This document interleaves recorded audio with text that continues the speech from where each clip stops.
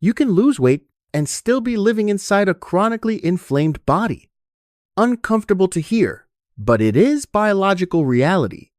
Many people have experienced this. The scale drops. The waistline shrinks slightly. Clothes fit looser. Yet energy remains low. Blood sugar still fluctuates. Sleep is shallow. Sugar cravings stay strong. Why? Because the most dangerous layer is not under the skin.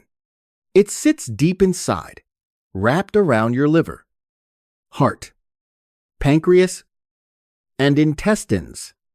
Visceral fat. This type of fat is not just excess energy. It behaves like an endocrine organ. It releases inflammatory cytokines such as TNF-alpha and IL-6. It reduces insulin sensitivity. It distorts leptin signaling, the hormone that tells you are full. It keeps the immune system in a state of low-grade alert. Put simply, it creates biological noise. And when that noise persists long enough, you do not just gain weight. You enter a state where the body is constantly bracing, the nervous system slightly tense, cortisol slightly elevated, blood glucose slightly unstable. No dramatic crisis, but a continuous background pressure. This is what I want you to understand from the beginning. Reducing visceral fat is not an aesthetic story. It is a story of internal restructuring. When visceral fat begins to break down, the body does not just become lighter. The liver processes energy more cleanly. Less insulin is required to do the same job. The immune system becomes less reactive. Hormonal signals become clearer. But this process is not loud. There is no dramatic moment, no explosive metabolic sound. It begins with microsignals, shifts in insulin, catecholamines, cortisol, signals you cannot directly feel. You might simply be sitting there, slightly hungry, slightly tired, and inside, a restructuring is unfolding. So instead of asking, how do I lose belly fat faster? I want you to start asking, what actually happens when visceral fat begins to dissolve? In this video, we are not talking about forcing the body to lose weight. We are talking about what happens when the body is released from a burden it was never designed to carry long-term. And if you have ever felt like you are trying very hard but your body is not cooperating, stay with this. The issue may never have been willpower. It may be a deep layer of fat you have never seen, but that has been running your entire system. Part 1. The biological moment when visceral fat begins to open the vault. Visceral fat does not disappear because you hate it. It disappears when the body receives a very clear signal. External energy is no longer sufficient. Switch to stored reserves. Everything begins with hormones. When you extend the time between meals, as blood glucose gradually declines, insulin begins to fall. This is the prerequisite. High insulin means storage. Low insulin opens the door to lipolysis, the breakdown of fat. But here is what is interesting. Visceral fat is more hormone sensitive than subcutaneous fat. It sits close to the liver, close to the portal circulation, close to the metabolic command center. So when the signal of energy shortage appears, it is one of the first storage depots to respond. Catecholamines, such as adrenaline and noradrenaline, rise slightly when the body recognizes it needs to mobilize energy. When insulin is low enough and catecholamines are high enough, visceral fat cells begin breaking triglycerides into free fatty acids. These fatty acids are not just fuel, they are messages. They travel directly to the liver through the portal circulation, and the liver immediately understands the energy strategy is changing. This is the point most people do not see. They think fat burning is simply calorie expenditure. But in reality, it is a shift in biological priority. When AMPK rises and mTOR decreases, two critical switches controlling growth and repair the body enters a mode of conservation and optimization. The liver increases beta oxidation. Ketones begin to be produced if the process lasts long enough. Muscles prepare to use fatty acids instead of relying entirely on glucose. And it all begins with a very simple signal. Insulin drops deeply enough and for long enough. This is why many people fail even though they eat less. If insulin continues fluctuating at high levels due to frequent eating, poor sleep, high stress, the signal to open the vault is never strong enough. Visceral fat is not stubborn. It is waiting for the correct biological conditions. Remember this, your body does not dismantle visceral fat in chaos. It mobilizes it in order. When hormonal signals are clear, when glucose is no longer the mandatory choice, when the internal environment is stable enough, visceral fat begins to release energy. And at that moment, a cascade of further reactions is activated. Part 2. The liver from overloaded hub to upgraded centra. When visceral fat begins releasing fatty acids, the first organ to receive this stream of fuel is not the muscles. It is the liver. And this is where many people misunderstand what is happening. They assume that when visceral fat melts away, the liver will be flooded with fat and become worse. The biological reality is far more nuanced. The liver is not just a detox organ. It is a metabolic command center. When the flow of fatty acids increases, the liver has two options: store them again or upgrade its fat-burning system. If the hormonal environment is favorable, low insulin, cortisol not excessively elevated, the liver chooses to upgrade. Enzymes involved in beta oxidation, such as CPT1, begin increasing their activity. The capacity to oxidize fatty acids expands. If the process continues long enough, the liver also produces ketones, a form of fuel that, in many conditions, burns cleaner than glucose and generates fewer inflammatory byproducts. This is not the liver being forced. This is the liver being given the opportunity to operate according to its design. In prolonged energy surplus, the liver is often compelled to store fat, leading to fatty liver. But when visceral fat begins to decrease and metabolic signals shift, the liver transitions from storage mode to processing mode. Research on fasting and time-restricted feeding shows that liver enzymes such as ALT can decline significantly after several weeks. As visceral fat decreases and insulin sensitivity improves, this reflects a simple truth. The liver does not fail because fat is mobilized. It fails when it is required to store for too long.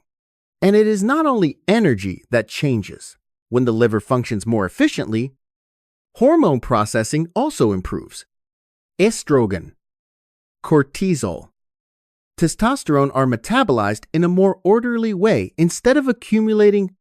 This may help explain why many people describe feeling mentally clearer or noticing brighter skin when visceral fat decreases. This is not magic. It is biological load reduction. When the liver is no longer surrounded by inflammation and visceral fat, the entire circulatory system becomes smoother. Blood glucose stabilizes. The pancreas does not need to secrete excessive insulin. Pressure on the heart gradually decreases. What is important to understand is this: the melting of visceral fat is not chaotic destruction. It is a controlled redistribution of energy, and when the liver shifts from being a storage warehouse to becoming an efficient processing plant, you begin entering a new state, one where inflammation declines and hormones communicate more clearly instead of overlapping in noisy signals. Part 3. When inflammation cools, the body leaves alarm mode. Now we move beyond the liver and look at something even more fundamental: systemic inflammation. Visceral fat is not just an energy depot. It is an inflammatory hotspot. Visceral fat cells release cytokines such as TNF-alpha, IL-6, resistin, These molecules do not cause high fever or dramatic symptoms, but they keep the body in a state of low, continuous activation. Imagine a house constantly filled with a thin layer of smoke. No major fire, but enough that the alarm system never fully switches off. When visceral fat begins to break down, this source of inflammatory signaling gradually declines, and what happens next is not loud, but it is profound. C-reactive protein decreases. Cytokines decrease. The immune system shifts from baseline attack mode to regulation mode. Macrophages are no longer continuously activated around fat tissue. The vascular endothelium experiences less stress. What does that mean physiologically? Blood vessels dilate more effectively. Pressure on the heart decreases. Insulin sensitivity improves another step. The sympathetic nervous system no longer needs to maintain subtle vigilance all day.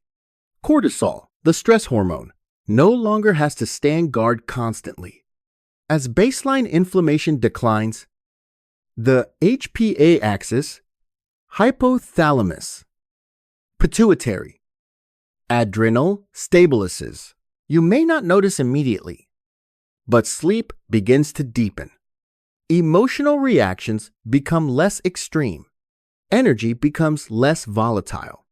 Here is the crucial point. Many people believe they lack willpower because they feel tired, irritable, craving sugar. But if the body is living in a state of low-grade chronic inflammation, the nervous system will always prioritize survival over optimization. You are not fighting yourself. You are fighting an inflammatory background you cannot see. When visceral fat decreases and inflammation drops, the body no longer has to allocate resources to constant fire control. Energy can be redirected toward repair, regeneration, and regulation. And this is where the story moves into the hormonal layer. As inflammation decreases, leptin signaling becomes clearer. Insulin no longer needs to shout for cells to respond. Ghrelin, the hunger hormone, fluctuates less erratically. Adiponectin, the hormone that supports fat burning and improves insulin sensitivity, rises again. This is not a transformation driven by discipline. It is the endocrine communication system being freed from noise. When baseline inflammation declines, you do not just become healthier.